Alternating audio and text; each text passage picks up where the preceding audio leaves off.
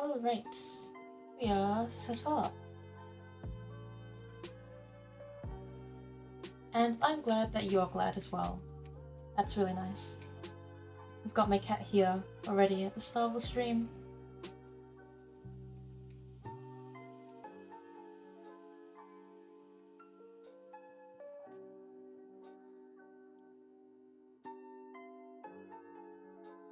Hello, Vivi.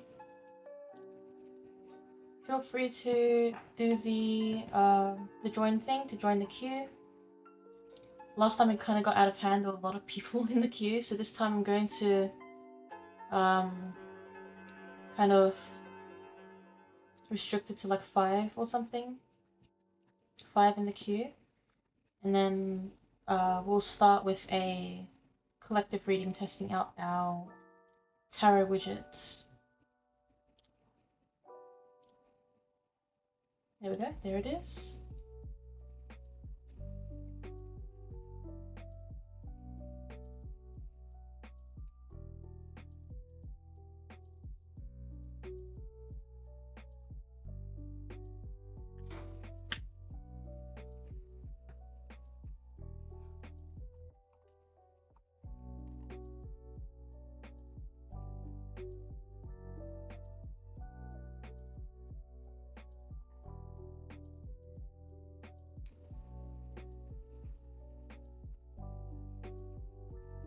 The reading from last time.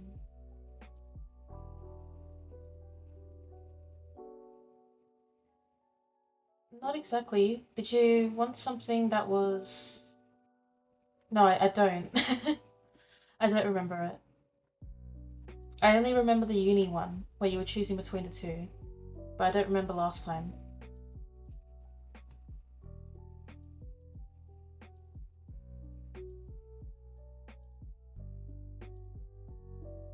Yeah, if you want.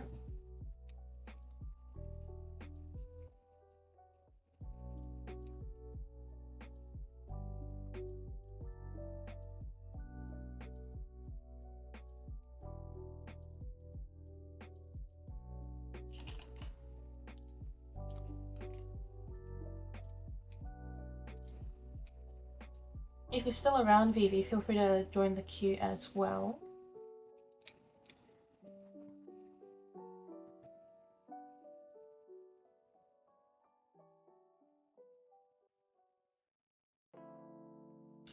Oh, yeah. Right. Yeah, I'll use a classic right away for your one this time. So we'll do your reading. We'll do your reading and then hopefully we'll have a few more people and we will do the collective reading using the widget. So hide that widget for now. Alright, that's okay.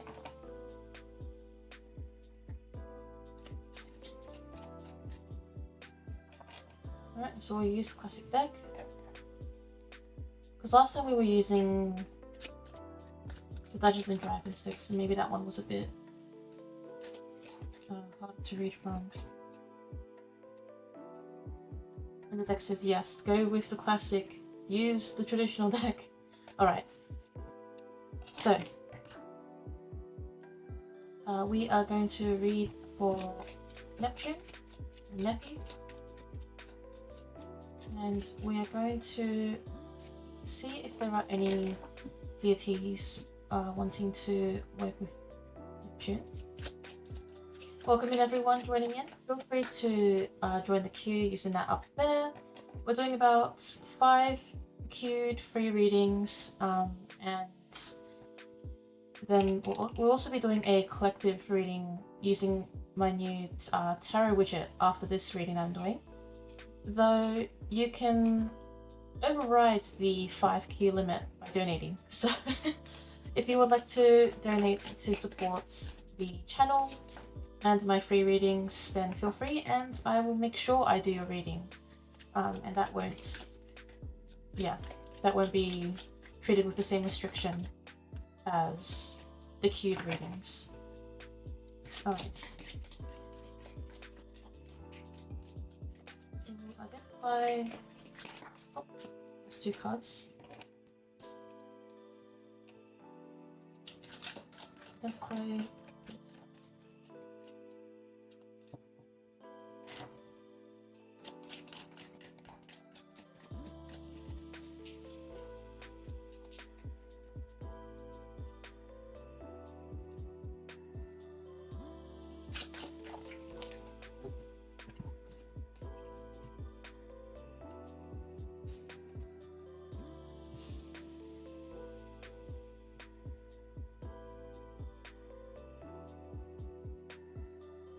I'm getting that to chthonic.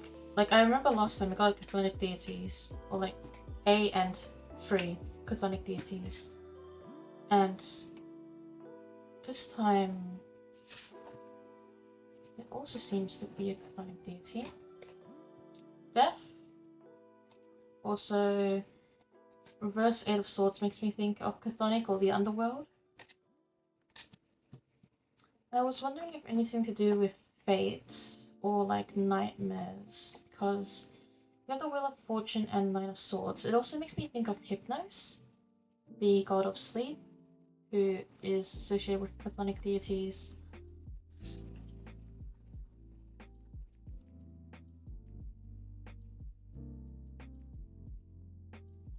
And we also have the 6 of Wands.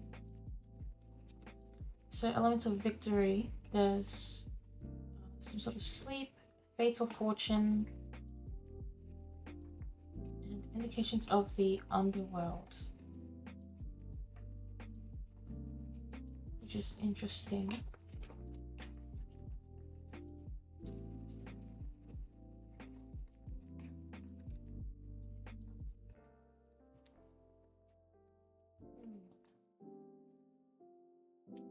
Okay. Oh, I was going to say clarification on that death card. Clarification is our 7 of Swords.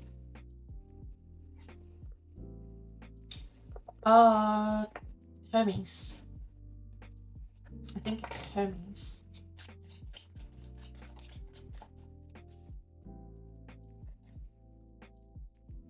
Six of Pentacles.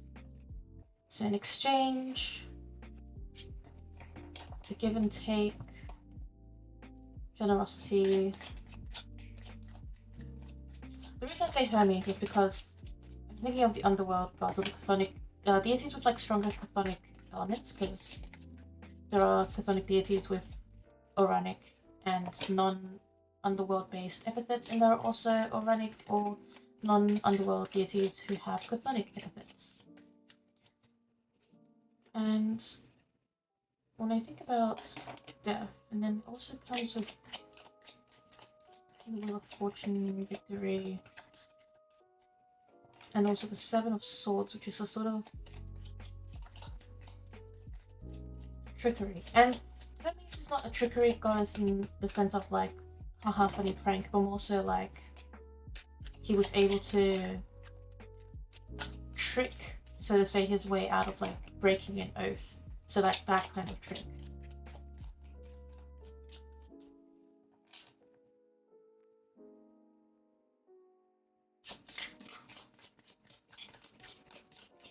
Let's see if there's any other cards.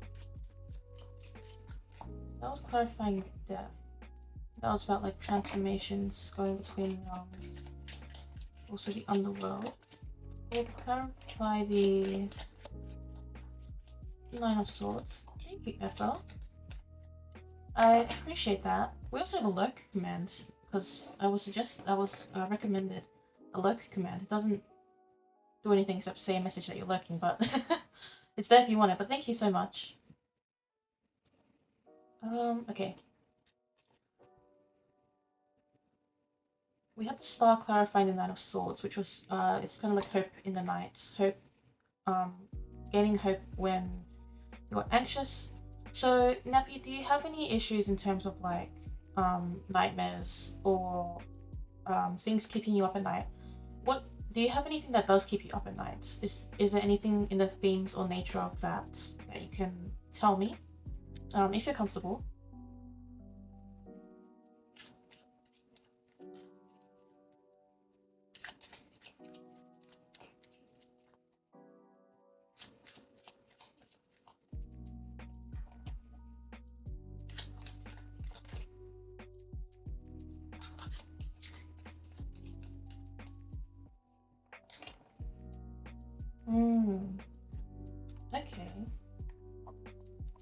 this deity is pointing that out.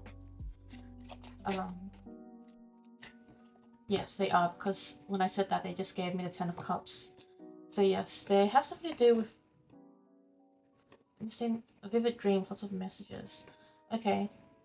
Is there anything that stands out for you? Imperium like shines bright like a star. You know, it's a good star card, but like in those dreams and with those messages, is there anything that shines like a star, like something really brightly that you haven't gotten off your mind?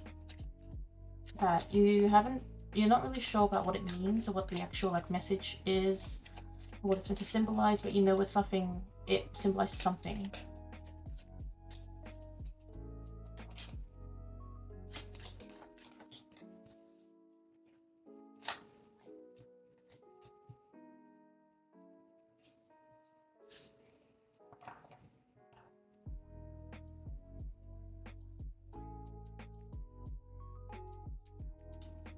Okay.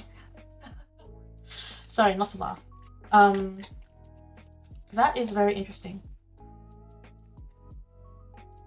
Because if you have relatives that have passed coming in, it could be them, but also because Hermes is Hermes Cyclopomp, guide of souls.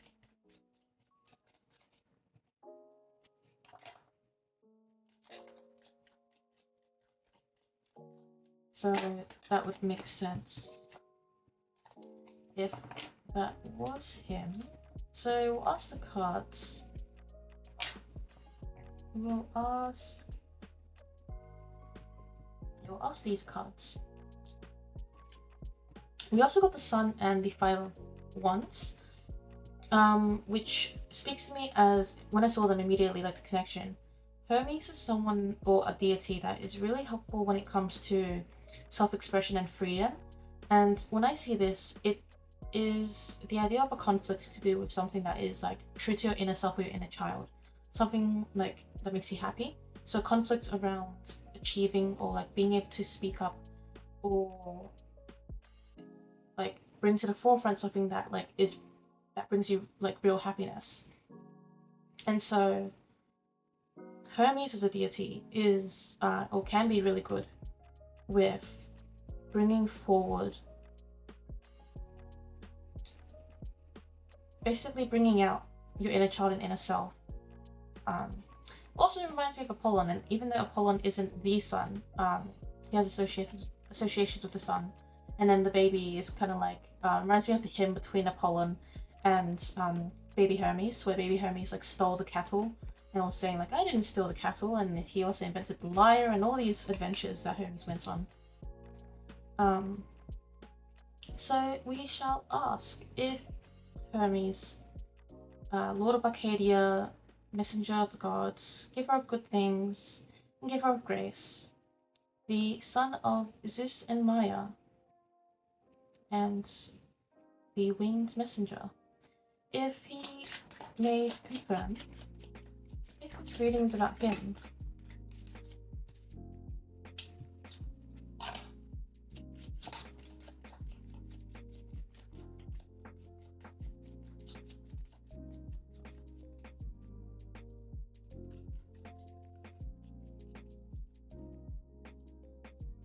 Alright, the answer is yes. So we have the Three of Pentacles and we also have the Ace of Cups. So indeed it is going to be about some really great emotional fulfillment for you, and a new outpour of emotion and connection with yourself.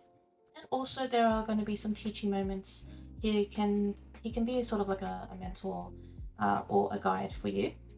So I see him here as a guide, and also as someone who can really help you express any emotions, and as I said, like bring out, like draw out from the well. See, it's like the water is like unrealistically like coming out of the cup and pouring down like this, like a fountain, except a cup isn't really a fountain, but yeah, it's like going against the logic of bringing out those emotions and teachings in regards to fighting for your own happiness and bringing that own happiness out, and seeing perhaps yourself in him and any inspirations in his stories. as well as connecting with not only those aspects but also his chthonic aspects. Yeah, chthonic aspects.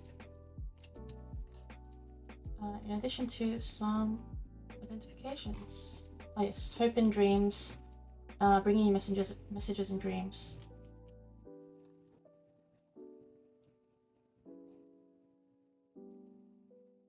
Yeah.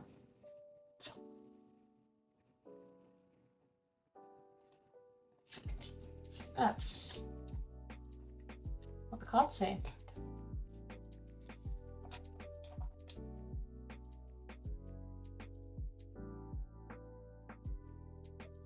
Yeah, it's amazing to...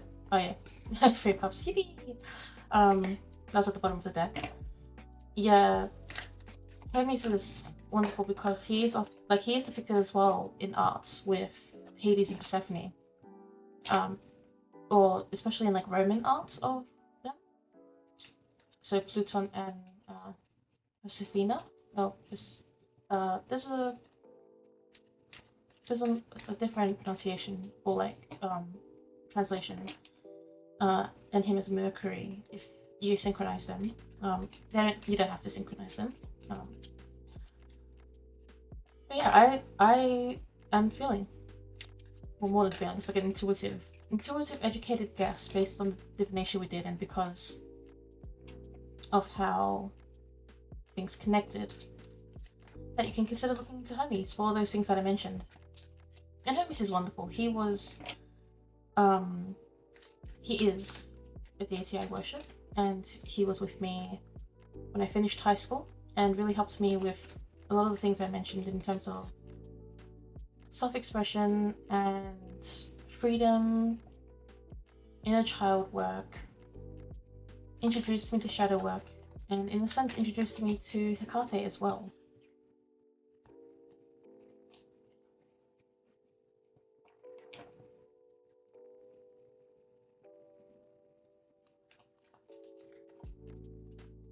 There's this kind of reading that I like to do with Hermes. It's like a dice oracle.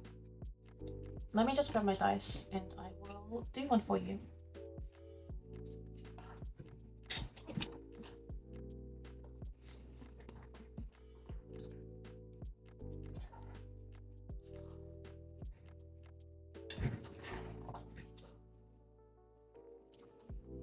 And then we will get to the overall reading, the collective reading.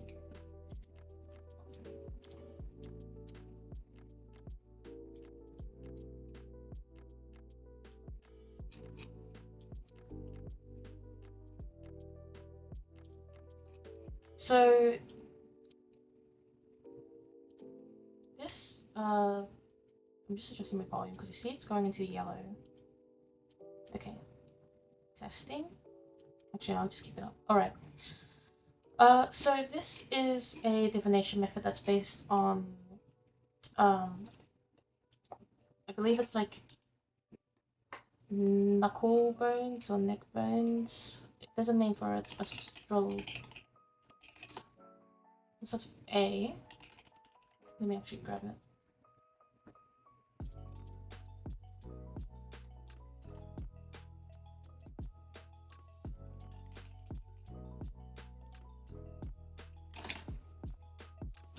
Where is the name of it?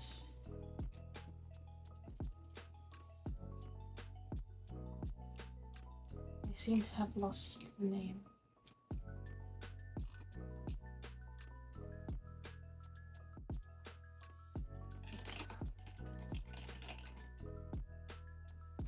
Astrogalomancy.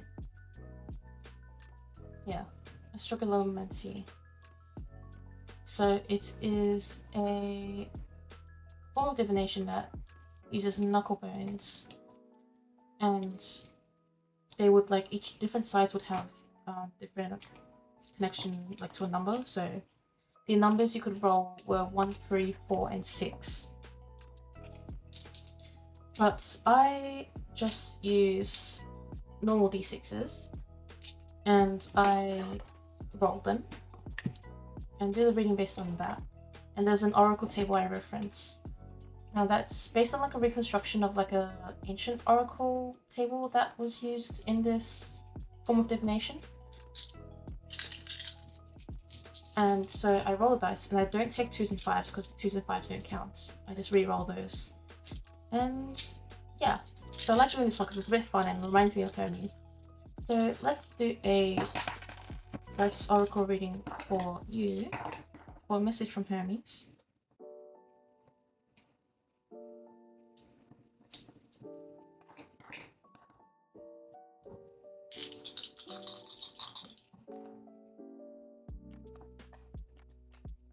So we got 11666. So I refer to the table and find the combination.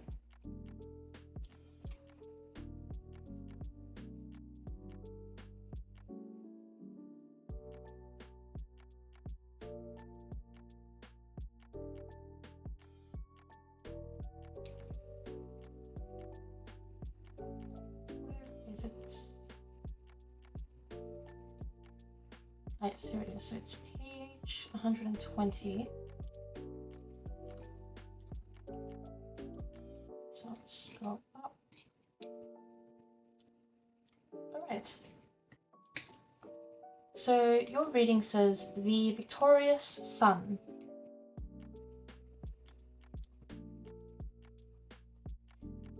And it reads as follows. If 3 6s fall and the rest are 1s, a bright sun watches over you, who sees all things. For the problems you now face, you will find a solution. A gift that brings victory will complete this foretelling.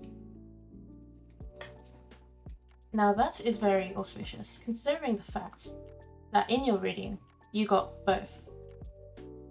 6 of Wands, which is associated with victory, and also, of course, the sun. So that's very, quite the synchronicity. Yeah, so that's very nice. Hermes is like a bright sun watching over you, and he reassures you that for the problems that you're facing, you will find a solution. And you will know this to be the case when you receive a gift that brings victory, which actually seems really suitable for the fact that you are traveling, or you will be traveling for your studies. So Hermes will be a wonderful deity to call upon in that regard, to protect your studies. I mean, sorry, not to protect your studies, protect your travel. But also a lot of people call on him for studies as well, because he is a deity of speech and language. Yeah, so that's really nice. I'm excited. It's really cool that Hermes is around you. He's a great deity.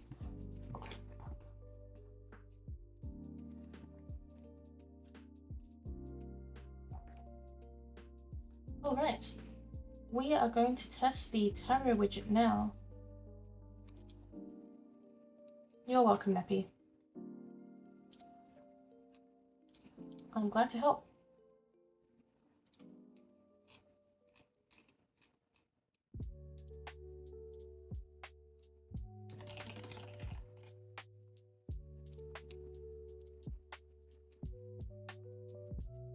Yeah, I've been teasing it.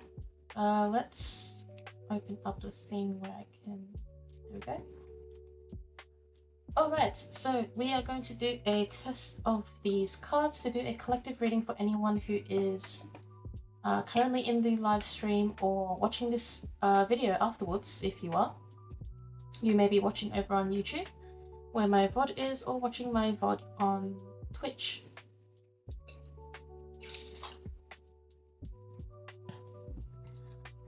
So I'll just refresh the cards.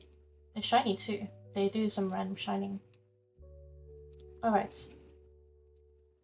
So a general message that this collective needs to hear at the moment, those watching whether in the live stream or in video form in the future.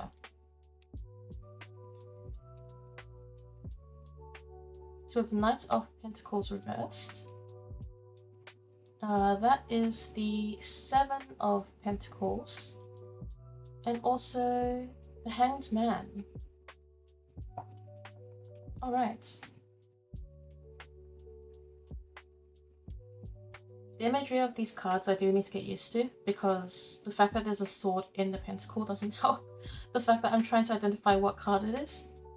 But the sword is meant to indicate that it's the knight. What I'm going to do is also pull the cards themselves from this my Rider-Waite deck as a reference, especially while I'm still getting used to the plugin, since the visuals are different. So let me just grab these cards. We're looking for the Knight of Pentacles.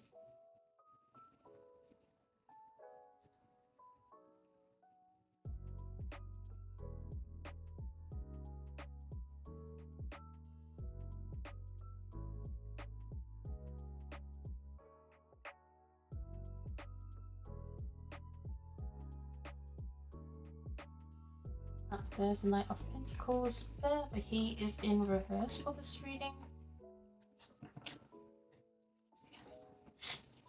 We also have the Seven of Pentacles, which is the one where the figure is looking a bit bored at his gardening. I can find it for visualization. Hello Lei, good morning. Right now we are trying the plugin, the tarot plugin, for a collective reading.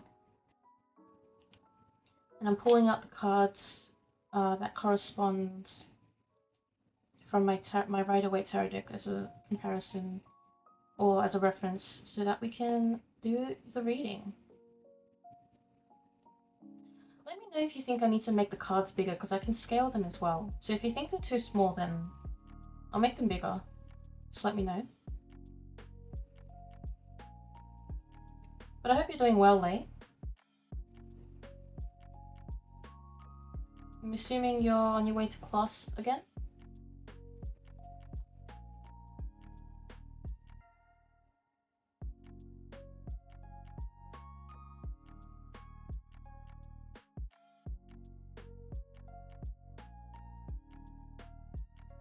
I feel like I've passed the Hanged Man in this deck. Where is it?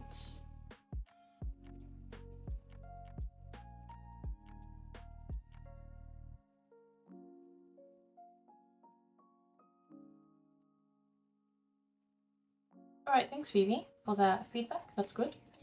2 hours to your first class, oh, that's a pretty good chunk of time to do whatever you'd like.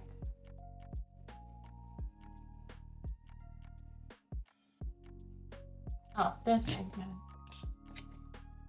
There we go, Hanged Man. Alright, some of you are feeling a little bit stuck, it seems, in this collective. Remember to, because it's a collective reading, take what you'd like, but leave what doesn't resonate as well, because not every single aspect of the reading will resonate. So, reversed Knight of Pentacles, the Seven of Pentacles, and also the Hanged Man. Pentacles are typically associated with material and basically tangible things, a lot of things you can hold, associated with wealth, also associated with paths of study, and yeah, like a learning, like an education as well. There are some blockages being experienced. Thank you, Neptune. Oh, that's really nice of you. You also got a shout out in the chat, because the bot knows what it's doing. Thank you, Neptune.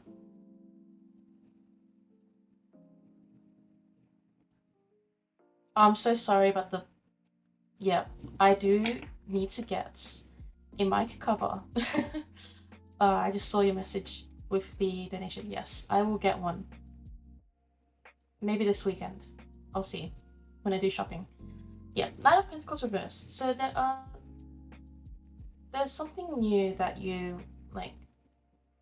collectively would like to pursue in terms of your material or your wealth, your money, your career, but you are feeling stagnant and still. So while you are past that page of Pentacles, so you're not quite at the deciding where you want to go. Like you have an action in mind you want to do. It's just not taking place. And that may be due to the fact that you feel, in a sense of like the Seven of Pentacles, a bit like overgrown, like this, maybe this, what I'm getting right now is what you want to go into is oversaturated. Maybe if there's like some sort of creative aspect you are wanting to pursue, if there is a sort of industry you're wanting to move into, you may be feeling like, oh, there's a lot of people here, it's a bit overcrowded, there's too much going on, I don't know where I'm going to be able to get into this, I don't know how I'll be able to break into it. You're thinking to yourself, I really want to do it, I know what I would do, I have a plan in mind, I know the first steps I would take. It's sort of like you know that you're not fully aware of everything, but you know how you would seek to, like, not so much amend that, but like bridge this idea between not knowing to knowing. But it's a blockage because it's in reverse, so I'm seeing it as like a blockage right now that you're experiencing, and this Seven of Pentacles being a clarifier to that, as well as the Hanged Man. The Hanged Man is about like a upside down perspective, holding yourself in place, this idea of not releasing. So there are like interpretations of the Hanged Man being that you are the one hanging yourself there it's this feeling of like martyrdom. It's like being a martyr or martyr, however you would like to pronounce it. But basically like self-sacrifice for the sake of others. Even though what I'm reading in this situation is that it doesn't really benefit others, it's benefiting this false, I don't want to say false, but like this perceived narrative in your mind in regards to this thing you want to pursue. So it's connected here. It's like the Knight of Pentacles, or like if I use the screen, the Knight of Pentacles is being perpetuated by this Seven of Pentacles that is there because of the Hanged Man. You know, it's like the story's being told through the cards. And we can also do this cool thing where I believe we can pull another card. And it comes out of nowhere.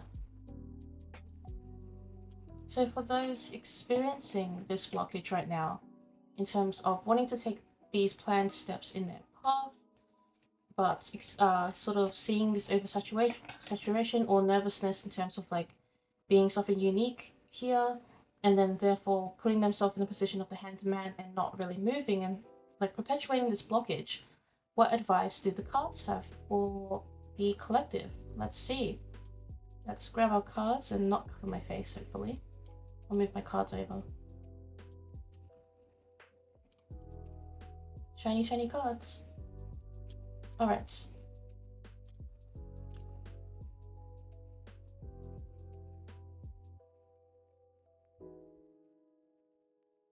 See, now these Knight cards are confusing me. Okay, that has to be the Knight of Wands, because the sword is meant to indicate knights.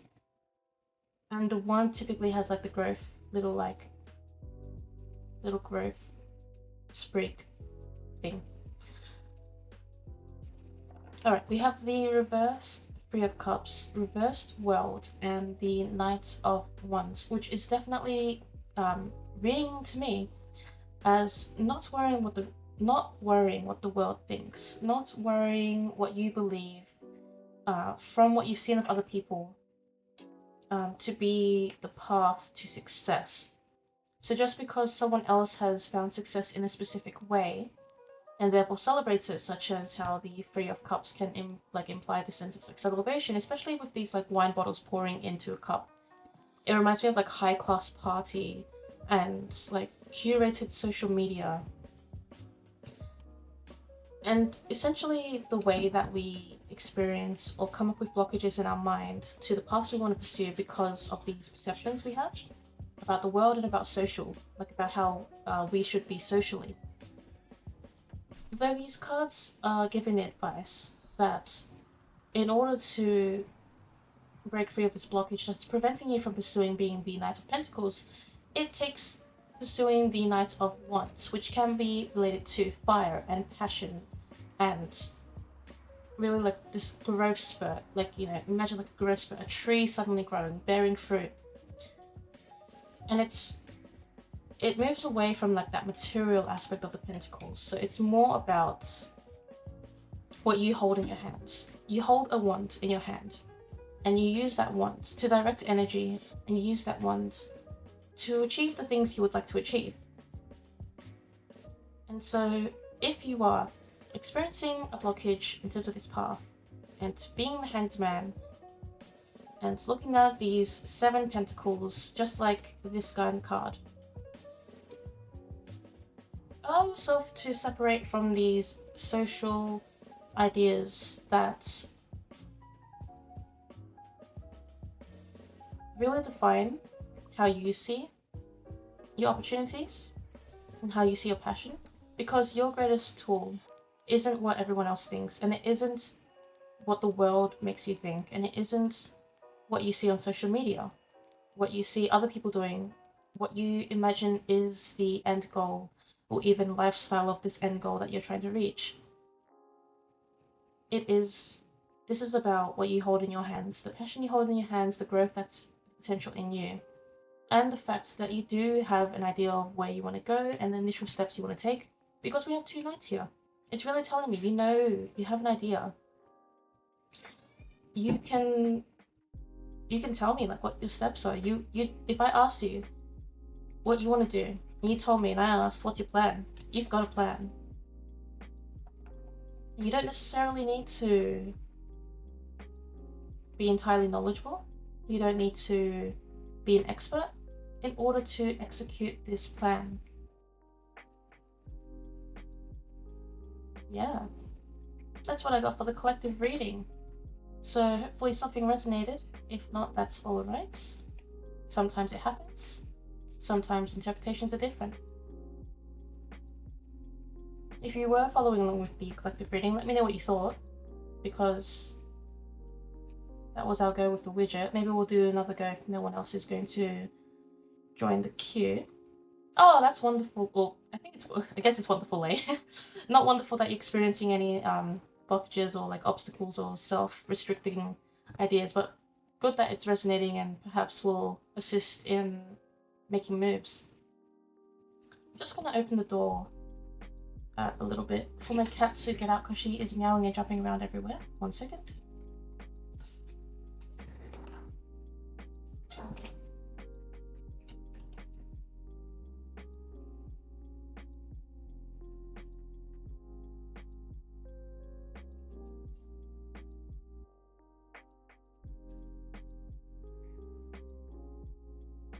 Oh, that's cool. Okay, it was like silent in the chat, so I was like, does it resonate with anyone?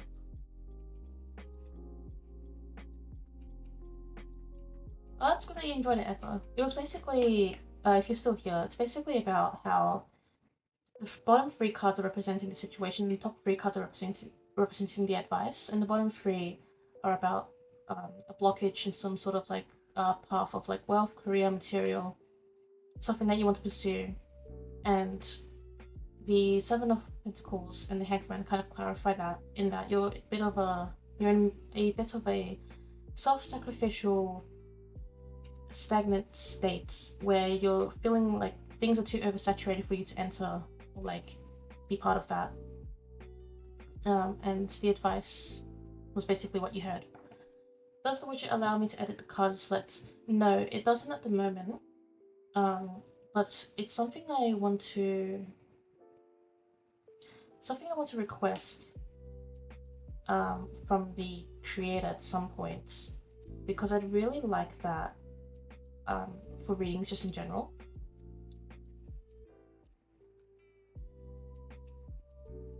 Yeah, because I think it'd be really cool to be able to draw the cards myself, but then display them on the screen so it's easier for people to visually see what's going on. So I will see if I can do that. Otherwise, it's all random. I can reset it here. You're welcome, Ethel. It was a good collective reading to encourage people to take their passion and run with it, essentially. Is the saying, or is the statement.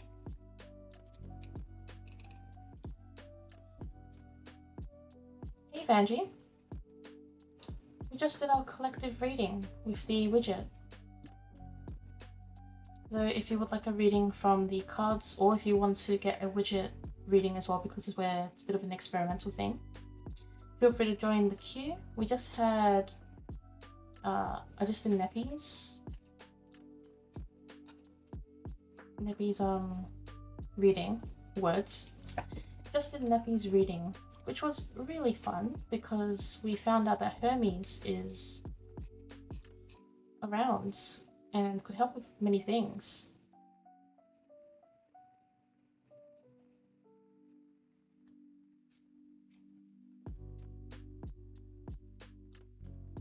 Some people do have a card that represents them when they read for themselves. It may be because they notice a pattern. So they like do readings and then they notice like this card is always popping up and it seems to be like sort of like intuitively resonates with them in a sense. Some people may just choose a card maybe based on like their birth tarot cards as the concept. Maybe because whatever resonates with them in the tarot deck, like they identify with the card. Though it's not, I wouldn't consider it birth tarot cards. Yeah, so it's like a numerology thing, I believe. I can actually show you. So let me see if I can switch. Let me switch my view. I'm over here in the corner now. Alright. Sorry, I'm being silly.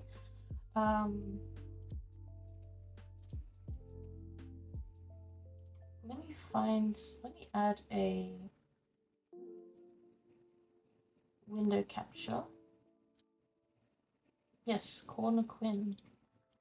And we'll do, where is it?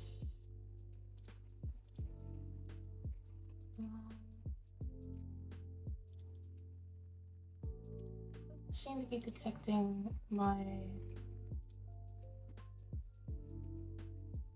what's it called? My window.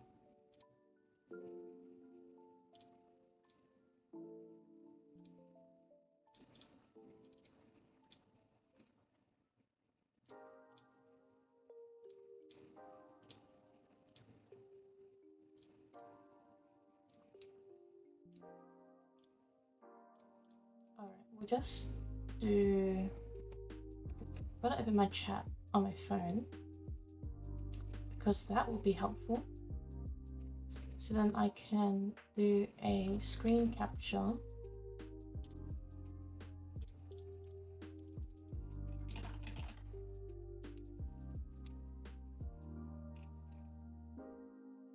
It's not really, oh shoot, what am I doing? Don't mind, we are doing things so that we can see the very cool look into the Quinception. Yeah, you're right.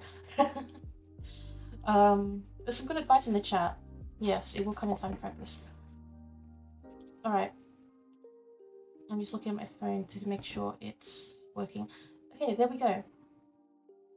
And let me grab the chat open so I can see it on my phone. Alright, so here we have on the screen. This is from Labyrinthos. And you just search calculate your tarot birth card and it will come up with this. So I was born in October on the 19th in 2002, so I am 22 years old. If I do calculate birth cards, it shows them to me, and it's based in numerology. So mine are the Devil and the Lovers, which is an interesting pair because, yeah, they're sort of seen as like two sides of a coin, in a sense. And it says here in the little caption, deep sensuality is indicated by this birth card pair. For the Devil is the combination of both the divine and the beastly. He is playful in the realm of material, but his pure enjoyment can lead some to being enslaved. Oh, oops, hit my keyboard. Lovers, however, brings an element of love to his passion and animalistic nature. His beauty is in the horror is redeemed.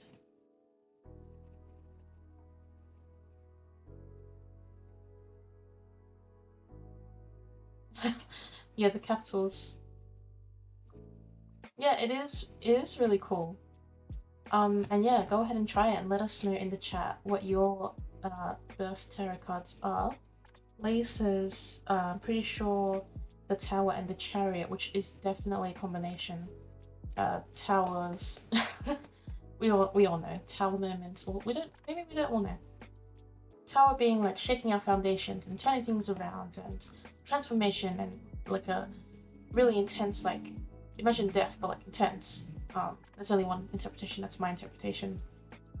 And the Chariot being about determination and willpower. So you're definitely powering through those tower moments in this lifetime, Lay. And there's also like a more in-depth version of this. So if I search, oh well, there's a whole explanation there. Let's see, Devon Lovers.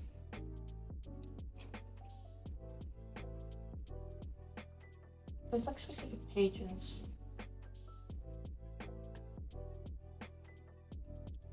Let me see if I can find them. That's not a search bar, that's the mailing list. Ah, here it is. Tarot birth card combinations, the Devil and Lovers. The Moon and the Hermit. Oh, that is beautiful. Very introspective. Oh, okay. Ether's also going, also powering through those tower moments.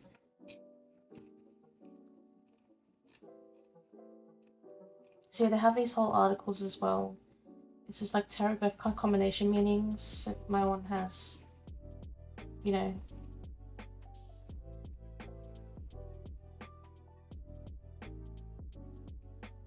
It's interesting if it changed, because I don't think it should change if it's based on like the birth card. If it's like the concept of birth cards, because it's calculated based on your birthday, which doesn't change, hopefully. I would be concerned if your birthday changed. I don't know how that would happen, but that's a light-hearted comment. But yeah, there's this beautiful graphics here. So life challenges require breaking free from destructive patterns, intense and powerful desires, emotional exploration, discovery of love and self-alignment to values.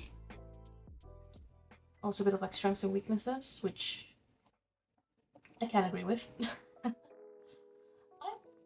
think I am doing better with establishing boundaries, in my opinion. My cat's back in the room, but she's just sitting on the floor.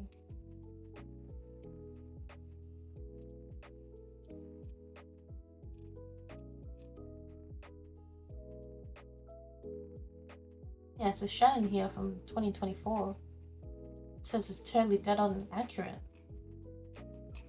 Little quizzes that tell me what I am. Yeah, you're so right. Alright, let me quickly do the Quinception before I change back to the tarot reading view. Can you see her? Oh my god, the tarot cards just covered her. Okay, look, she's right there. You can see her little bit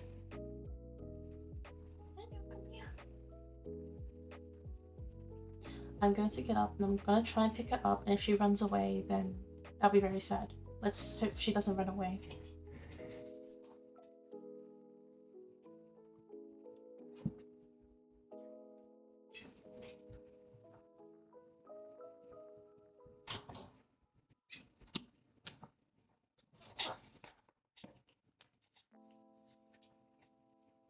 That was definitely very flawless and not at all funny and strange and awkward.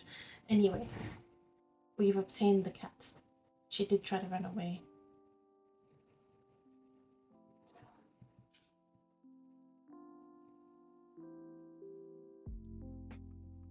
Supports her butt. And very short tail. Ah! Oh my god.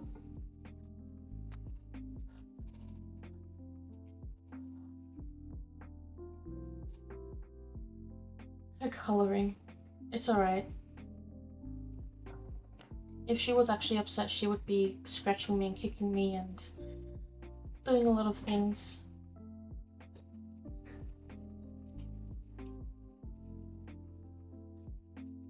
And she does hiss sometimes.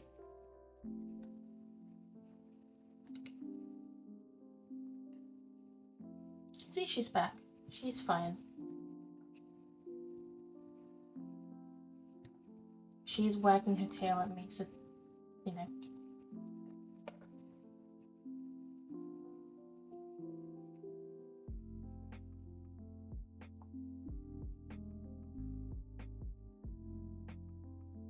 Yes, itty bitty tail.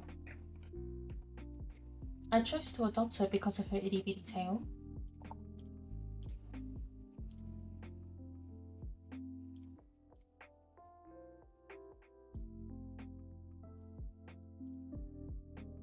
If anyone would like a reading...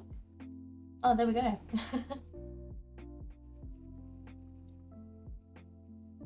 Docking. What is that? What do you mean? What's his docking? Or is it like I said a word wrong? Or like I pronounced the word a certain way and then you're wondering what that word meant?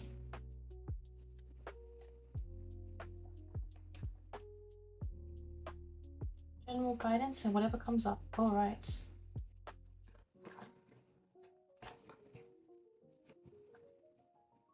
Let me know what you meant there, because maybe I just was funny in what I said.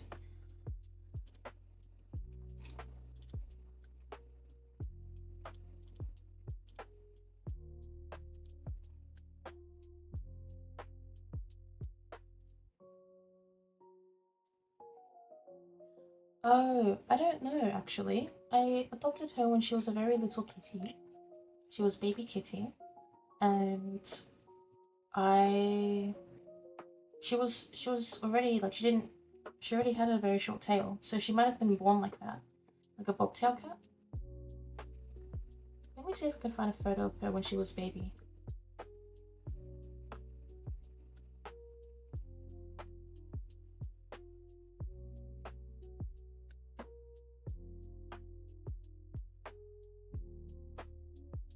Let's see. Because I know how to put pictures up on screen. Ah. What's that when cats have damaged tails?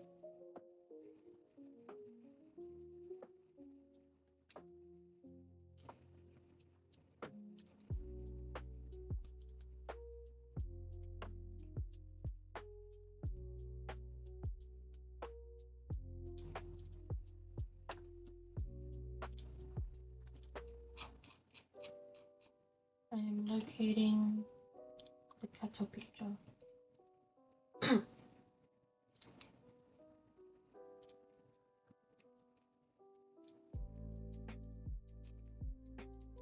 then I'll get started on your reading, Ethel.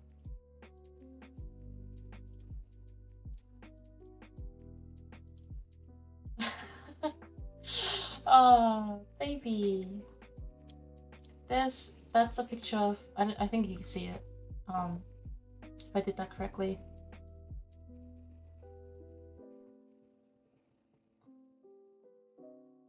Yes, I did do it correctly. Yeah, that's a picture of my tiny cat when she was tiny. But yeah, her tail, as you can see, was already short. She was so small back then, and now she is not so small, but still very cuddly and cute.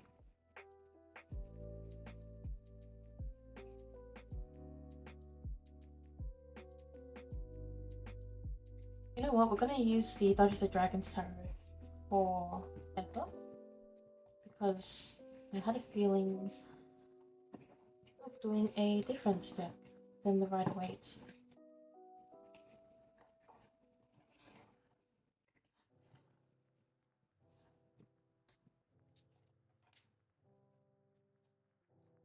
Oops.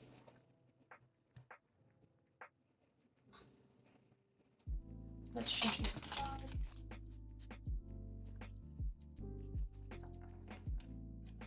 I do still have to do your channel reading too, but I will do that. I haven't forgotten about it. I just really wanted to stream today, so I was like, let's do a stream. So we'll probably be here for around another 45 minutes or 55, and then I'll take a break, and then we will have our for those in the Sanctuary of the Crossroads, which you can join if you use the Discord command or if you check my About page. We'll be having our presentations, presentations of writing events, which hopefully will be lots of fun if you can make it and share a piece of writing, or even just write a piece of writing while you're listening to other people's writings, and then share yours as well. And hopefully it will be a lot of fun.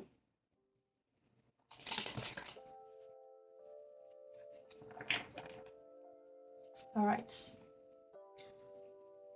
We are doing a general reading. Oh, okay. Cards are like dropping out. They're excited. There we go.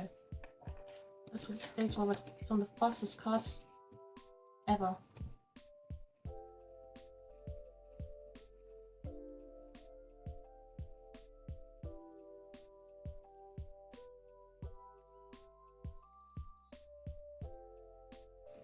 Sorry, I was just looking at the art because this one's really cool. This is the King of Intelligence. It looks like Poseidon. Yeah, it reminds me of Poseidon. And I haven't drawn this card before, so it's very beautiful. Well, it is very beautiful, so I was looking at it. We also have the Sun, which is very nice. And we also have the Knight of Charisma, which kind of looks like Mike Wazowski. So, is Mike Wazowski relevant? Sorry, not relevant. Significant to you? Monsters Inc. Yeah, and also I was thinking that too. Actually, it seems like a mix between Poseidon and Zeus, because there's jellyfish and there's this like watery element to him. Yes, I will send you a picture of the cards. But he also has lightning in his hands.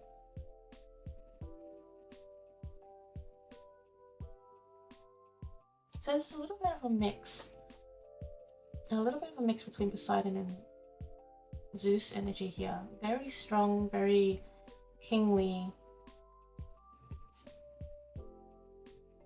Yeah, they were little jellyfish. Very interesting. Well, the first thing I can say is the Sun is the most positive card in the tarot deck, so good on you.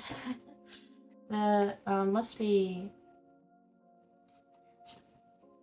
something this deck is picking up in terms of your happiness or something that you're pursuing with fire and passion. And something that you're able to take a hold of, that you're gaining more like of a confidence and control over. And maybe it is this idea of like two realms and things that you didn't realize, like you thought were like really separate. You thought were meant to be separate and designed to be separate, but then they don't actually have to be, is what I'm picking up here. I'm making the cat smaller. Here we go. Yeah, because this combination of Zeus and Poseidon is sort of like, well, they're both kings of their own realms. They both have their skills, their kingdoms, their domains, and you know, one of them, of course, is the king of the gods. Though I do see like this really like, it's in a sense this not flawless, like nothing is completely nothing. I don't know if something can be completely flawless, but it's sort of like seamless integration of two worlds for you. This integration of two worlds that is bringing you this element of the sun, this element of happiness and joy, and being ready for the fight and being prepared. And when it comes to the Knight of Charisma, it's sort of like, what have you had your eye on this whole time? What have you been watching? What have you been looking at? You've been observing, you've been serving and observing, and really piecing things together, listening to people's stories, being inspired, but staying, you know, it's sort of like, if we look at Mike Wazowski here, he's not really Mike Wazowski, but sitting behind the bar, but with his like eye open, and with the wings, sketched wings at the back. It's this sense of you're preparing, you're almost ready, you're gathering the information. I want to quickly take a picture of these cards to send to you. But yeah, it's a really nice reading. I feel like it's a really nice concept of 1111 on the clock as well. So that's nice, angel number for you. Yeah, it's a nice affirmation that something that you thought might not work is actually coming together better than you think. And you should embrace the happiness that comes with it. And you should allow yourself to be confident that you know what you're doing and you know where you're going.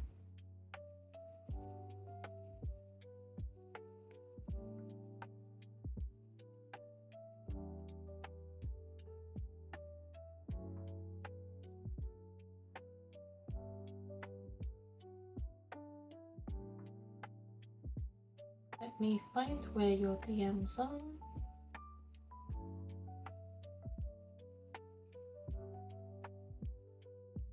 Ah, there you are. I will send a picture of the cards.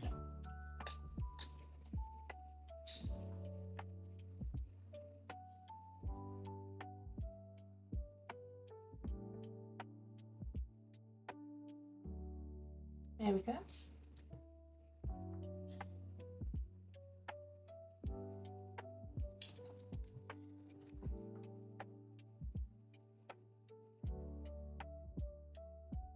Yeah, I think I really understand that.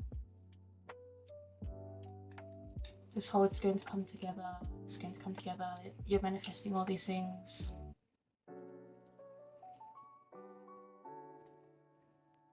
What I like about this reading is that it really speaks to me not as these things are happening to you, but more so, this is what you have done. Like, the kingdom you have built that is yours. Like, it is what you rule over. And the sun is like what you wield. You are on the horse. You're not like sitting on a throne. You're not just laying on like a couch thing, eating grapes. It's just like, you've done the work. Yeah, it's the fruits of your labor, indeed. And you've done the work. You've served, not in prison, but like you've served the time. It's like you served the time. You've done your service. Soon, or not, it's not like soon, but like, not so much about like a timing, but more so like recognizing that you're making it happen. Like it's really your efforts, your work, your good stuff. I've seen institutional fruit of emotional labor. I honestly never have read it as that, as what like a roots like starting a family. I guess that makes sense because it's like a baby. But I've always seen the son as a very personal thing. Inner happiness in the child. Not so much about family. But that I can see how that comes together.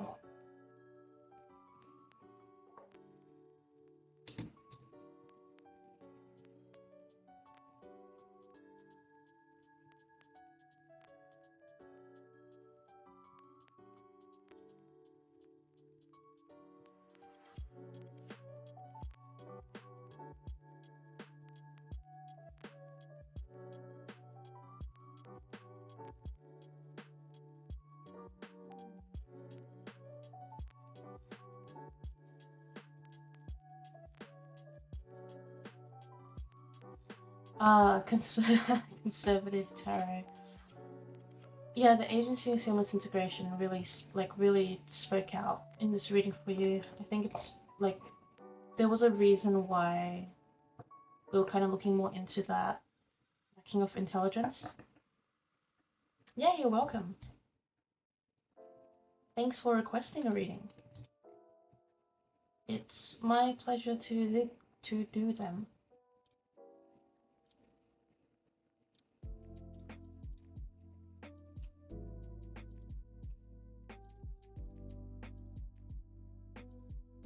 Alright. If you're still around late, which I hope you are, because your class doesn't start for a little bit, feel free to let me know what question or reading you would like. I can do a general reading, a specific question. I can do a deity reading or a non-deity reading. You can also choose a deck if you would like, if you want to run the deck's command and choose a deck.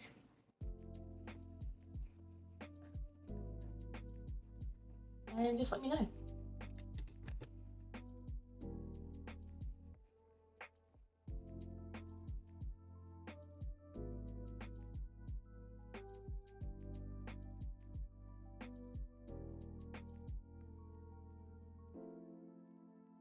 A message from Hecate about your progress. Of course. Alright, let me get the deck out that I need.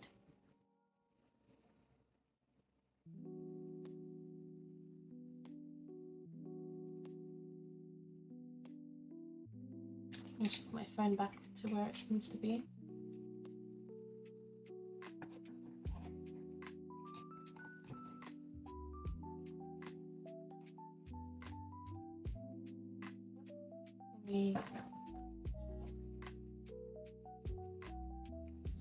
Reaching over the Kato. Boom, boom, boom, boom, boom, boom. Sorry. I just purposefully annoyed my cat. But she's okay. She's still sitting here.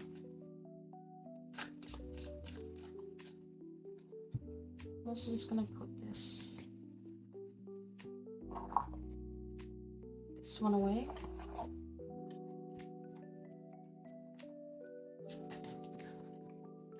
This one to the side. Which side? Guess this side. My cat's name. Alright, hello Yasmin Tux. Welcome to the stream. There we go. I just put it in the chat. Heniel. That's my cat's name. Thanks for joining, Yasmin. And it looks like you've found the join command, which is great. I'm currently doing a reading for Sailor Astro, so we'll get to you after that. And yeah, just feel free to stick around and hang out.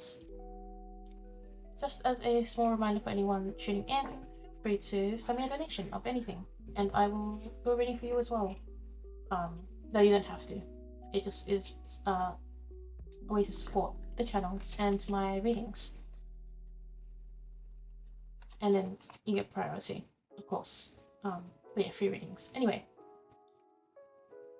when we do a reading with Hecate, I like to do a prayer to essentially invite her into the space and into the reading.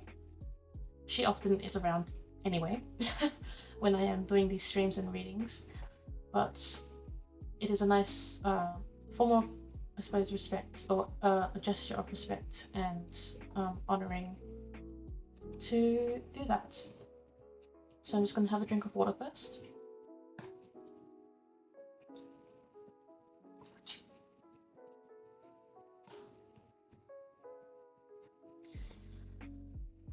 And we will be saying the Orphic hymn to Hecate, the Thomas Taylor translation. I think. I keep saying that, and it should be correct. Alright.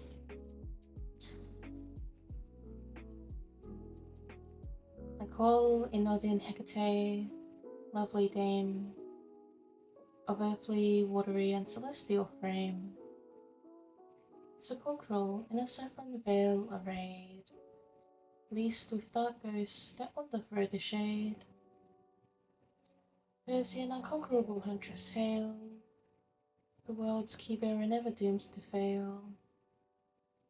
On the rough rock to wander thee the light, leader and nurse be present to our rights. Propitious grant our just desires success, accept our homage, and incense bless. Thank you for joining us, Hecate. I come before you today in truth and reverence, as a messenger on behalf of Lay, who I am doing a reading for in terms of checking or seeing how you are feeling about her recent progress. I hope that you may be here through my hands and through my words in completing this reading today for Lay. And may the message come through clearly and in a way that resonates with her as well.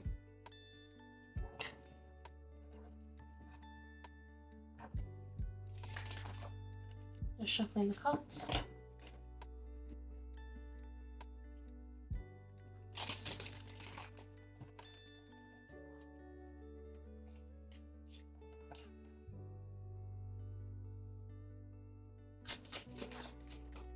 Oh, that's one card already flying out. So, Hecate, could we get 2 cards in terms of how you I disrupt them, that doesn't count. How you feel at the moment about this progress.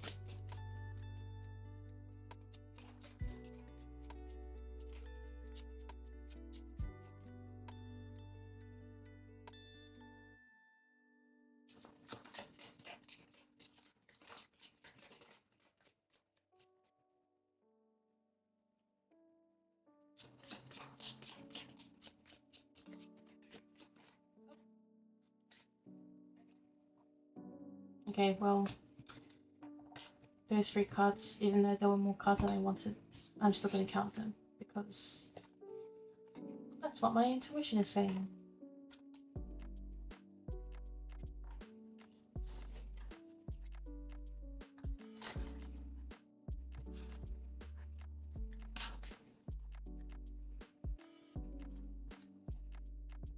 Alright, let's see. Just putting the cards out so I can see them.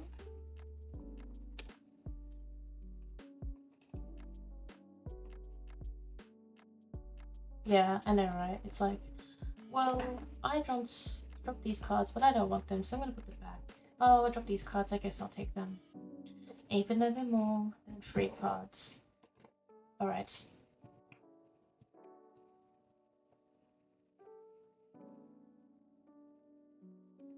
So, in this reading, we have the 5 of Wands. We also have the, sorry, 5 of Wands? 5 of Swords. I don't know why I said 5 of Wands. Maybe that means something. 5 of Swords. 4 of Swords. The Queen of Swords. The Ace of Wands and the 2 of Pentacles. So, 2 of Pentacles. Just showing off the cards again so you can have a look. Ace of Wands.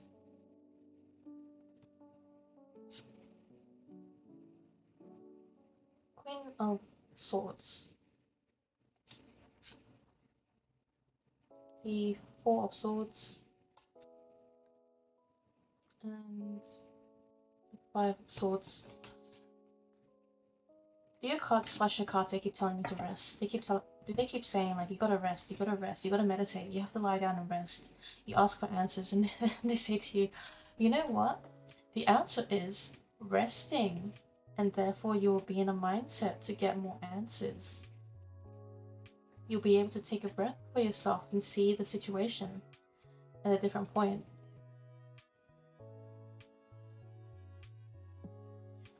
I have a feeling there's something social to do with this reading and to do with your path.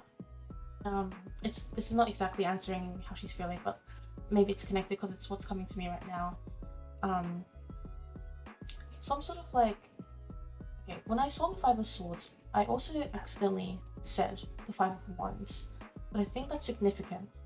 And the Five of Wands is typically associated with this sort of like conflict and like a battle of the mind, not the mind, but like battle of like different people's like perspectives and mindsets and desires for growth and passion.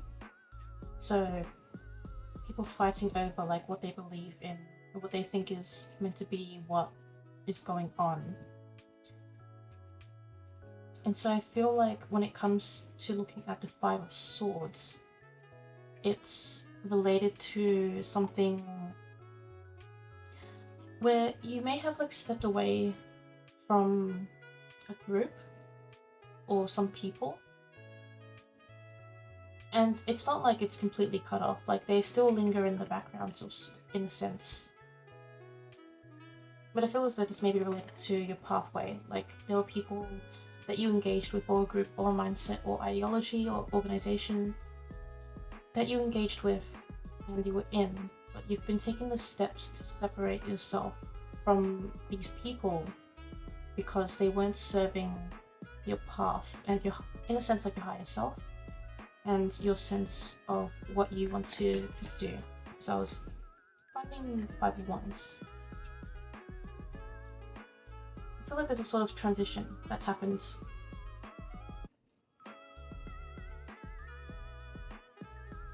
Between you and some other people, and where you are now. And Hecate is like acknowledging that in terms of your path.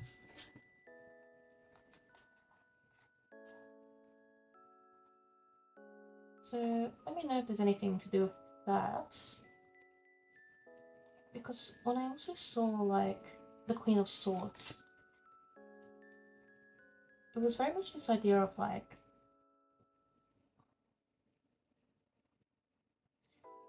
she's telling me like, you know, you took the stand as the queen. not in like a basics, like not that basic of a sense, but like it's coming through as the card of like standing your ground when it comes to opinion and honesty and truth. So you were able to take a position that nurtured your truth and your hope and your desire.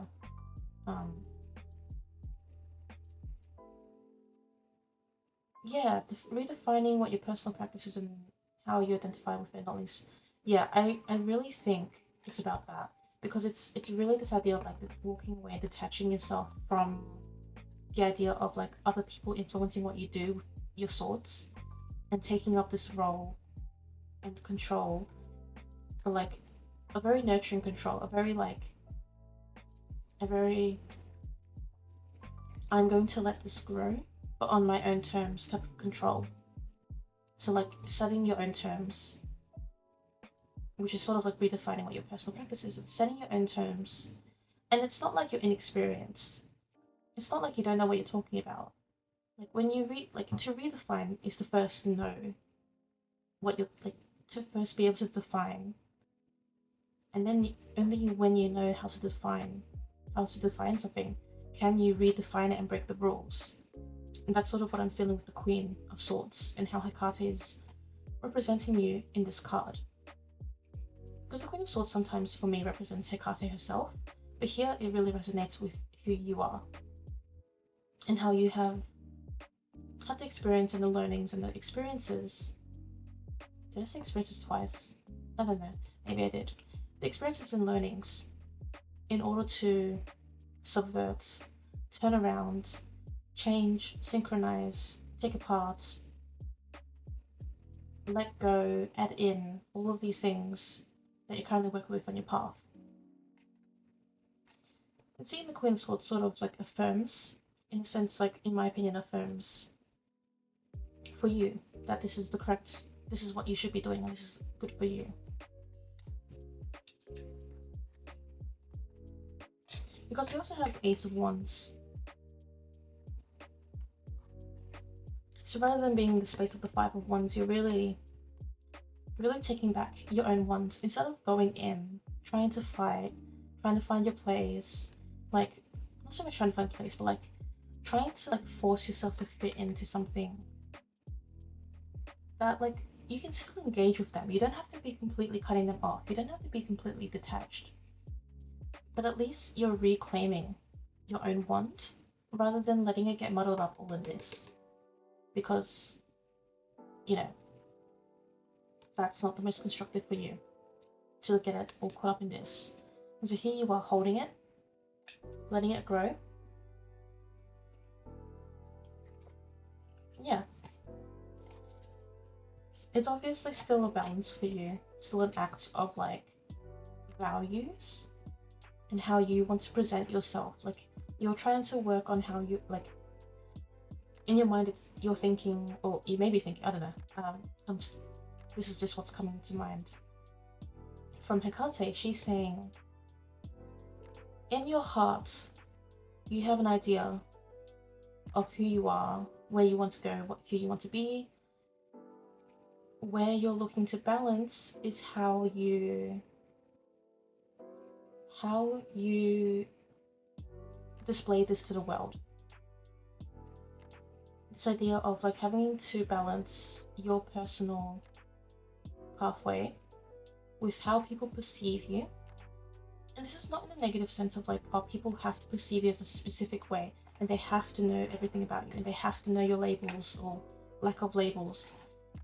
It's just in the sense of like, you've done things one way and so people will see something of you in one way. But you're wanting to change that. You're wanting to tip the scales, shift the balance. Really like reestablish yourself in your material, what you produce, what you create, how you present yourself and express yourself tangibly. So, you know, like you can change your mind, you can change your own actions, you can change what you do when you're by yourself. And so is the case with everyone else. But I'm finding here that there's a bit of balance that you're working on right now. And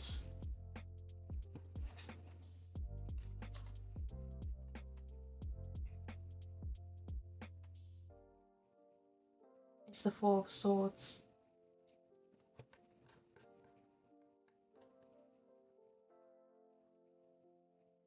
To bring together these two might look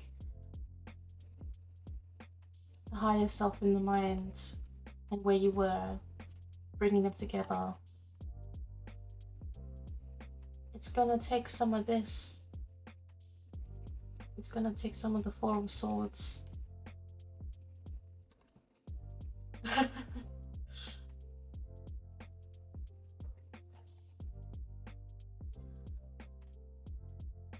Overall, to actually answer, in a sense, your request, I think, well, not I think, what's coming through is that she is along for the ride with you, and she recognizes your growth, your desire to reach out and grab things and just like hold on to them, and that is yours, and you will nurture them and you will create something beautiful from them.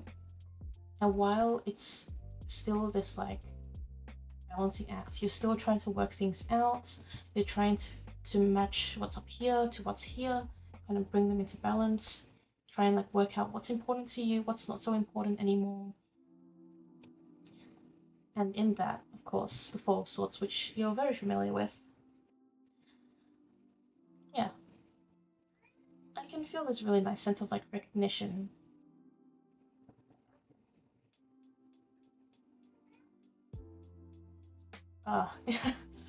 Yeah. I mean, I guess tarot reading sometimes they will surprise you. And I guess that makes us think more. But I'm glad you were pleasantly surprised and that it resonated.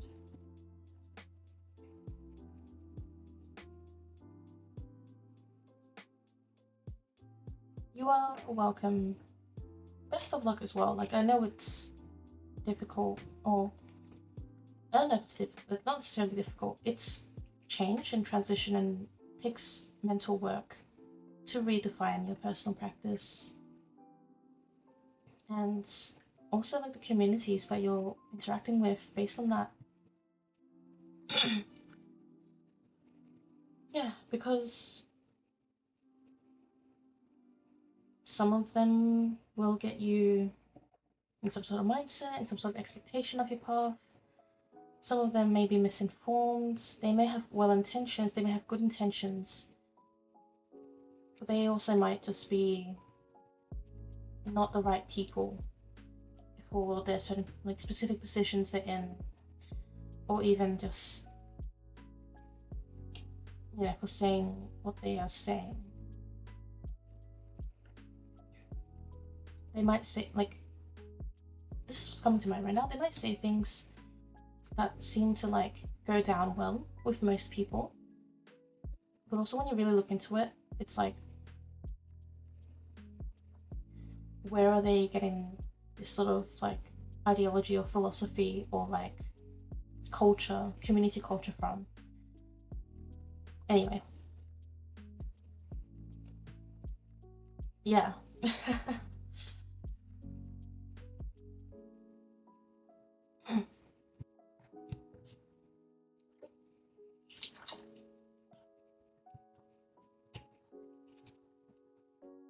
It can be tough out there with communities. Hit or miss communities. The right intentions, not the right people but not the right circumstances, all these other things.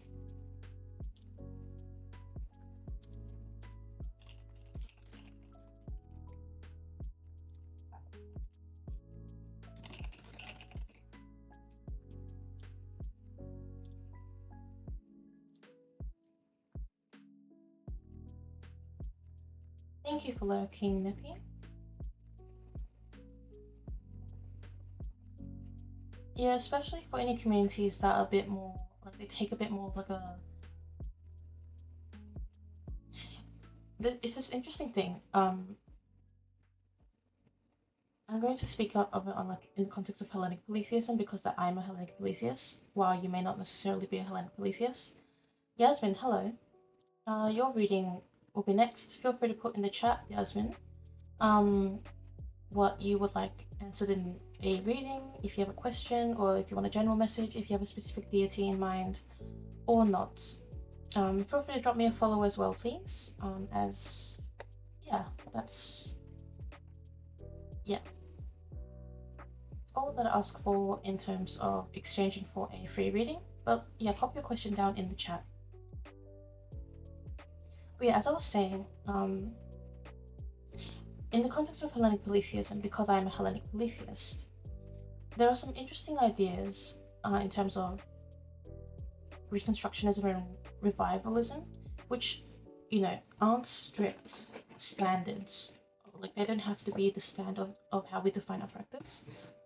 But I feel like there are, this is just a personal thing that's kind of off track. Like, I don't know if there's anything to do with Ulay, it's just something I thought of. It's like, some people may call themselves Reconstructionists and say they are referring to historical sources, but then may actually be like in a revivalist mindset, which is completely okay, I have to say. Like, I am a Reconstructionist and a revivalist, so or maybe like neither, because can you be one, can you be both? But, oh hey Joni, welcome in. Yeah, I kind of do both, and it's like,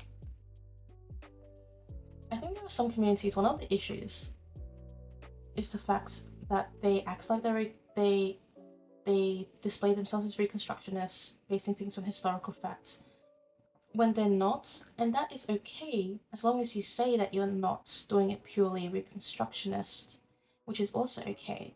I don't believe we can do everything completely reconstructionist. Anyway, that's a whole rant for another time. Yasmin, I will do your reading. You're curious about your next love interest.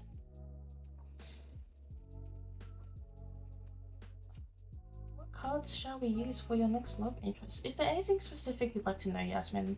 Is this a what's my soulmate going to be like, or what's my next love interest going to be like reading? Podcast, yeah. I can continue that later maybe if we have time. What I was saying, we'll just do Yasmin's reading as well. But yeah, can you let me know if there's anything specific you wanted to know, Yasmin? Guess soulmate. Alright, this will be interesting. Podcast all caps, I love that. Oh, that's so funny.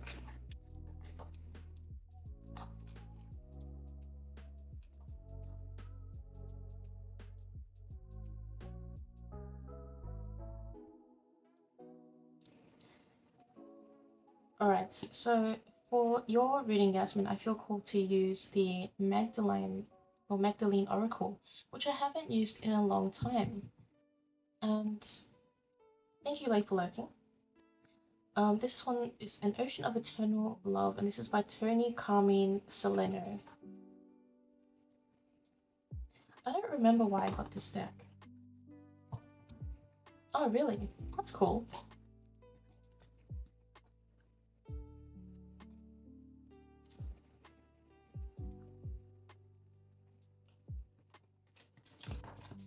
I'll shuffle the cards for you, Yasmin. And we will reach out to Spirit and the Universe to see what they have to say about your next love interest. And by the fact that you said I get soulmate, it tells me that you just want a general reading in terms of what they may be like, if there's anything you should know about them.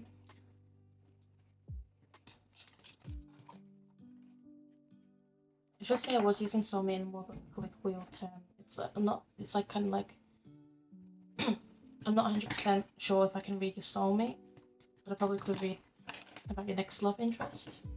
Love isn't particularly my forte, but I can still read it, and I have had readings that have resonated with others in terms of love, so we'll give it a go.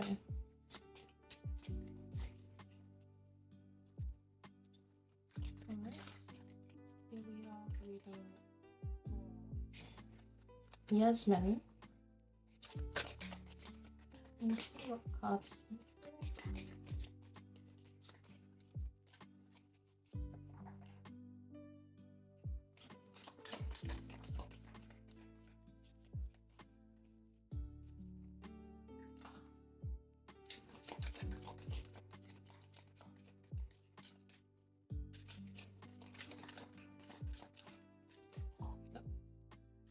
There are some cards.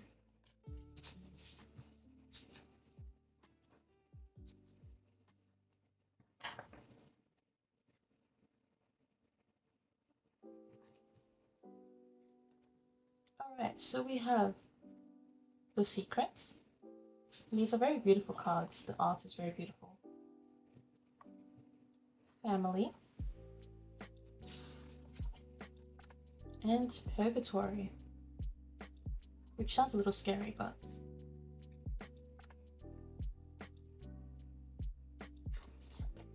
we'll dive into this guidebook. Have a little look at what the guidebook says about these cards.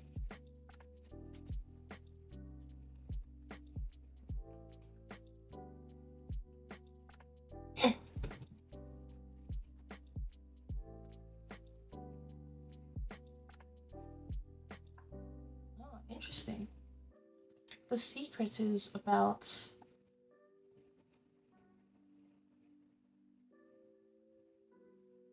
people around you, and potentially a way that you will interact or meet with your next love interest. Someone will soon confide in you, and the information they divulge may shock or disturb you.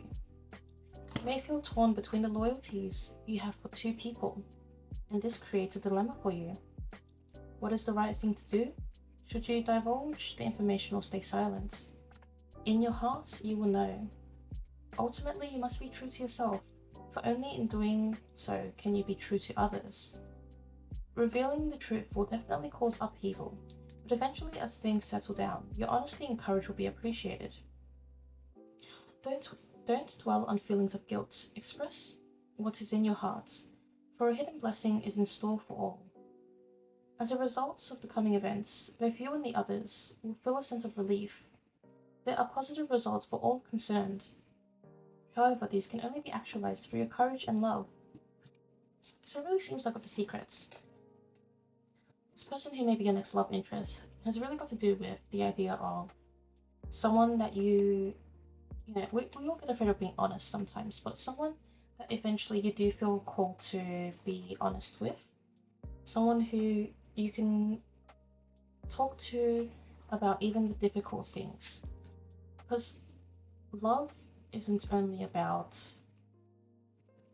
what is easy to say to another person. It's not only about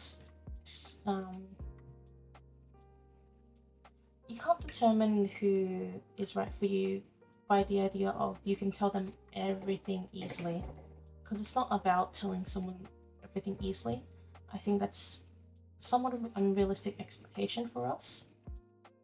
We all have different levels of secrets and things that we keep to ourselves and from others, or only tell certain people. And so this is someone who even the hard things, you find the courage to tell them.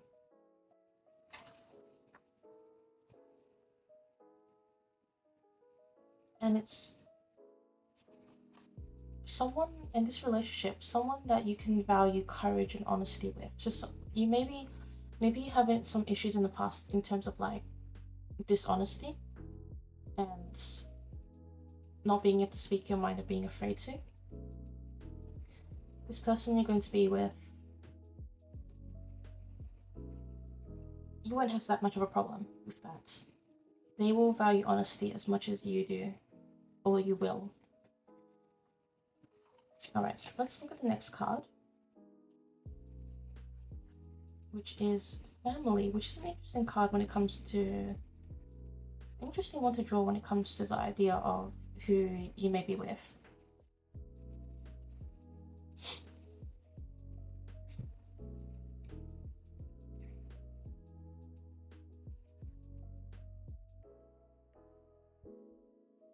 So this card says that you were born into your family for a reason and a purpose, just as there is a reason and purpose for experiencing all you have experienced to date. Yet like most of us, you probably believe the myth that all family members should all get along and always be nice to each other. Other families always seem nicer. The truth is that every family experiences similar dynamics in one way or another. Your family is your greatest teacher. Every family member will hold at least one trait that you don't like, and you have at least one trait that each of your family members don't like. This fact sets the perfect environment for us to learn to love unconditionally.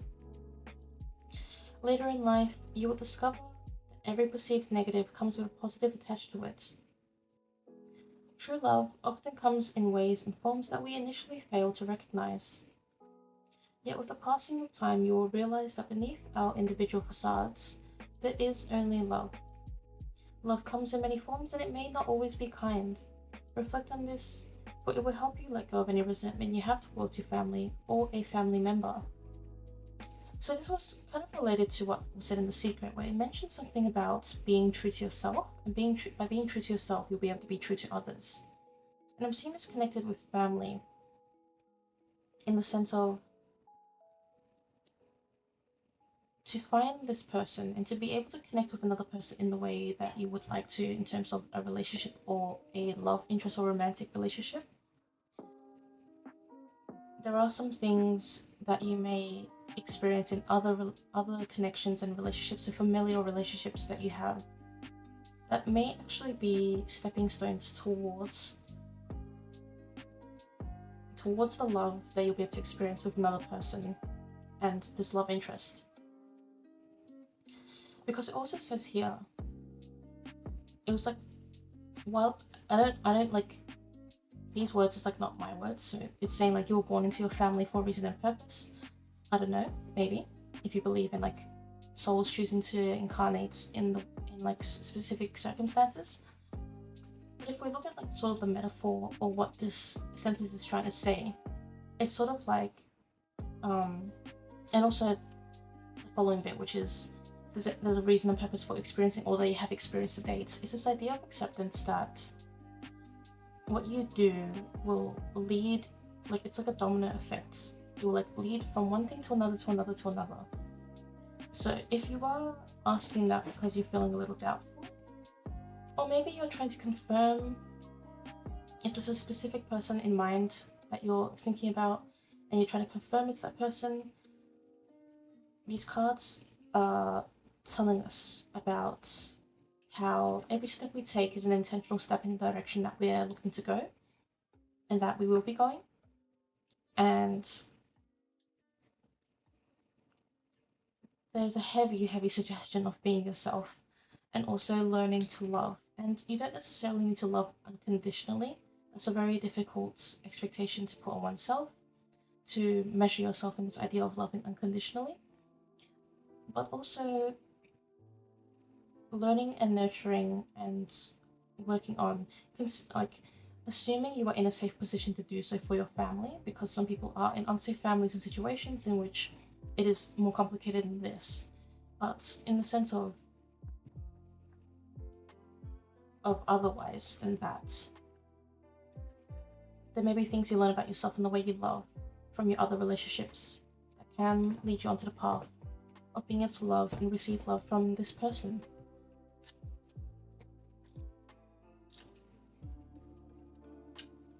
Let me flip over to the last card.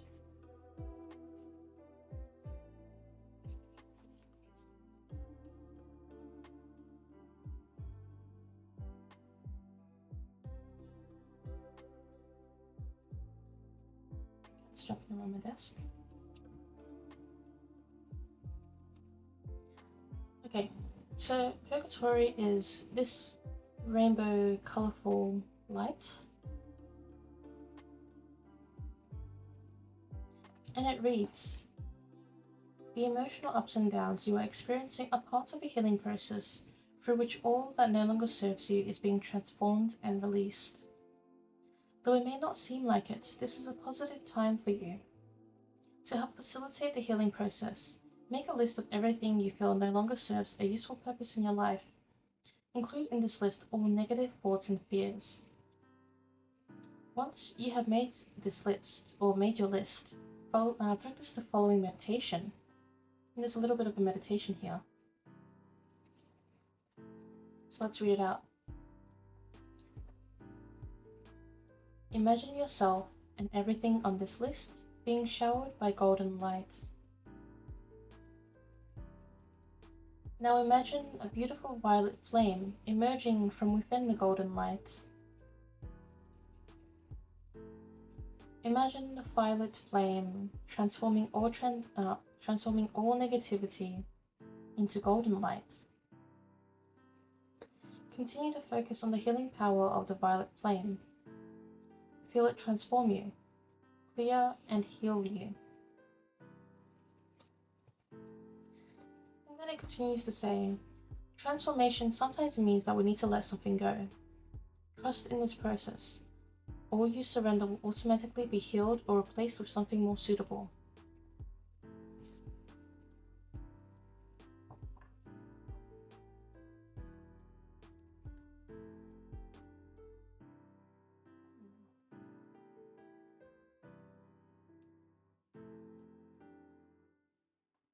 So I see this both as like a thing to do plus what may be facilitated by this person, this potential love interest. This concept of releasing what doesn't serve you and clearing it out.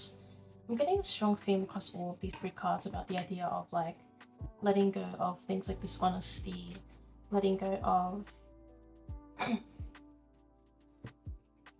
letting go of this expectation that you need to act in a certain way and not yourself. So you should always be acting as yourself. You should always be true to yourself.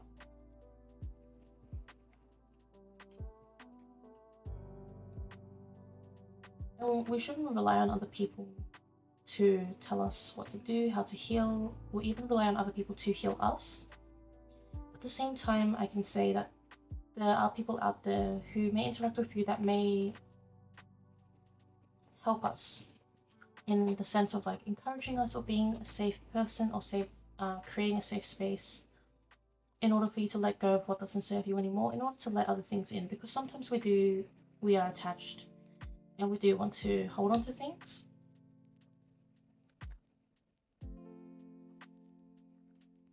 Like a secret. Sometimes we want to hold on to the secret.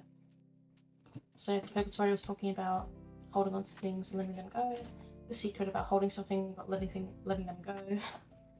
And family was also about the resentment that you may hold and letting that go. So there's a lot of letting go and something greater emerging from that. It feels like you and this potential love interest may be aligned in some way in terms of like your journeys. So your journey of like releasing what doesn't serve you anymore and letting in the new or the violet healing lights, as the card had said.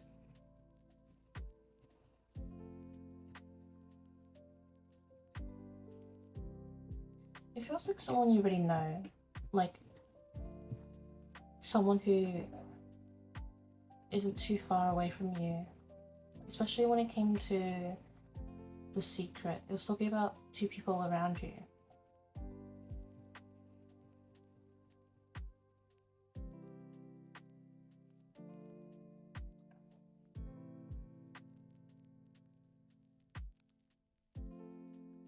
Let me know, Yasmin, if you have any thoughts about anything I shared here today. If you have any questions as well.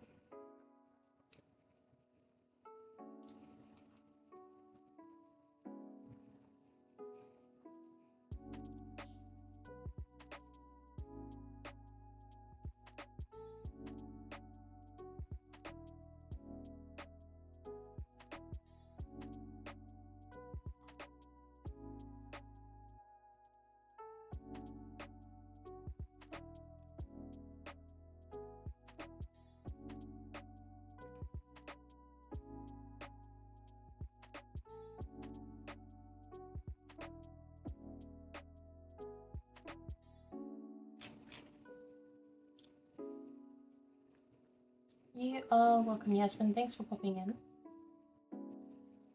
Yeah, it is a really gorgeous deck. I haven't like fully looked through it all, but it is really beautiful. Yeah, thank you, Yasmin. I hope that helps, and best of luck for you as well in your future relationship and also in being your truest and honest self.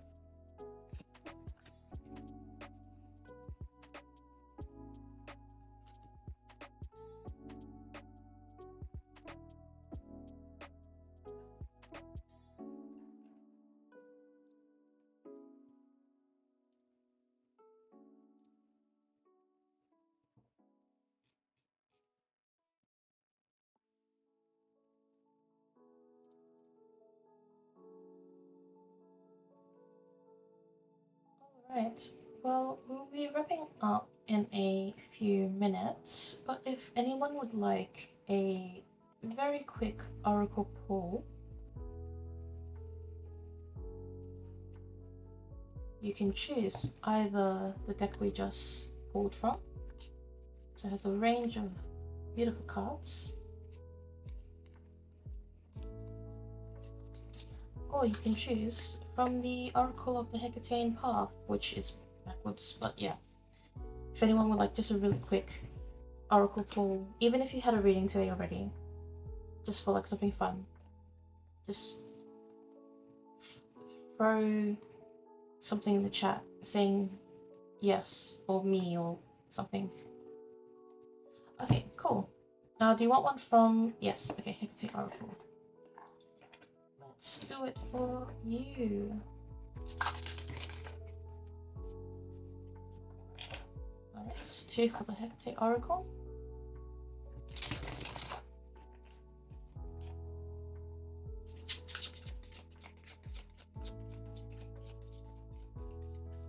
So from Hecate, do we have a card? Or do we will have a card? Please provide a card for Jenny. There we go. Oh, beautiful. We have for you, Joni, Cledukos, the key bearer. It says down here, unlocking. This is a very beautiful card. And it's really a wonderful affirmation that you are on a path to unlock new things, new mysteries, new answers. Let me grab the soul. Sorry, the soul? I think I read the word soul and I just said it out loud. The guidebook. So, as cosmic key holder, Hecate can open us to all manners of answers, opportunities, and potential. But what is it that we are seeking? A key to our hearts? A first home? A fresh start? A fulfilling life?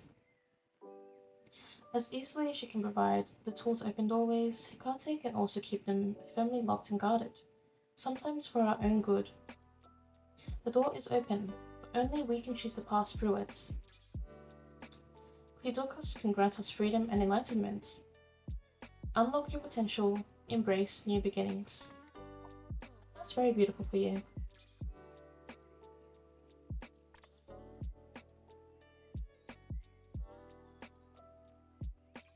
That might be related to some anything maybe that you've been working on with Hecate in terms of the recent date one.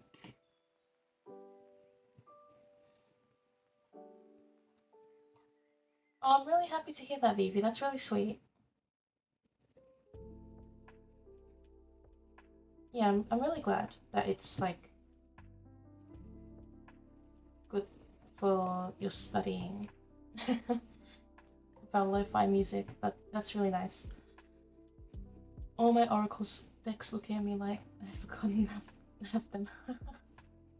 I mean, sometimes it's easier to read for others than it is to read for yourself, to be honest. Like,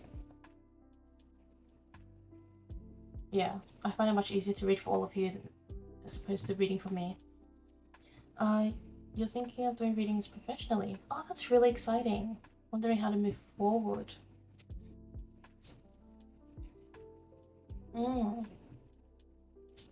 mean, if you want to talk the practical side of things, like the technical side of things, feel free to just text me and then we can talk.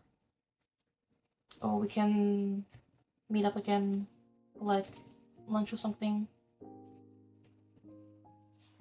Not tomorrow because, one, that's too soon, two, I'm meeting with someone else already, but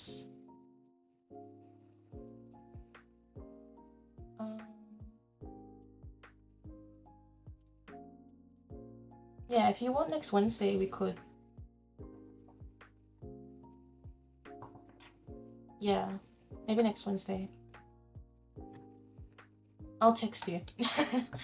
I'll text you, and because otherwise I won't remember, or like it won't feel like confirmed or solid for me. It's autism brain, you know how it is. Well, you don't know. You have an understanding of how that might work is what I'm trying to say.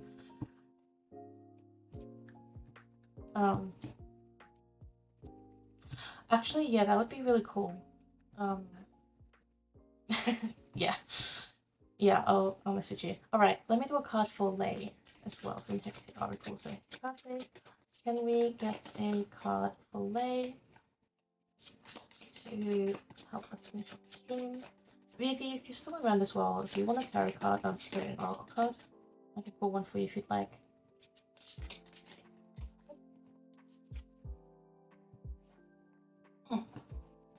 For you, Lay, we have Hecate's Wheel, Cycles. Which really makes sense to me considering you're going in a bit of a cycle, like sort of this returning to your roots to try and figure out your practice. and perhaps any other cycles that I may be unaware of that come to mind when you see this card and her beautiful Strophalos.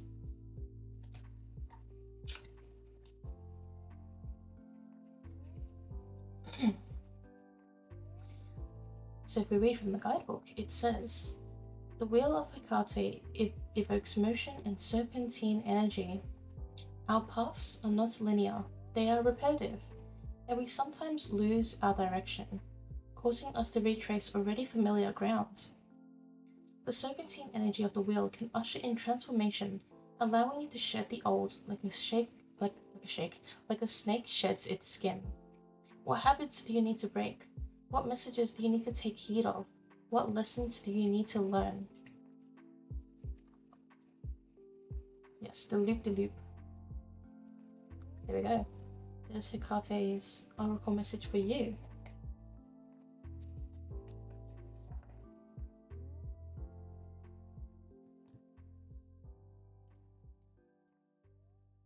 You are welcome.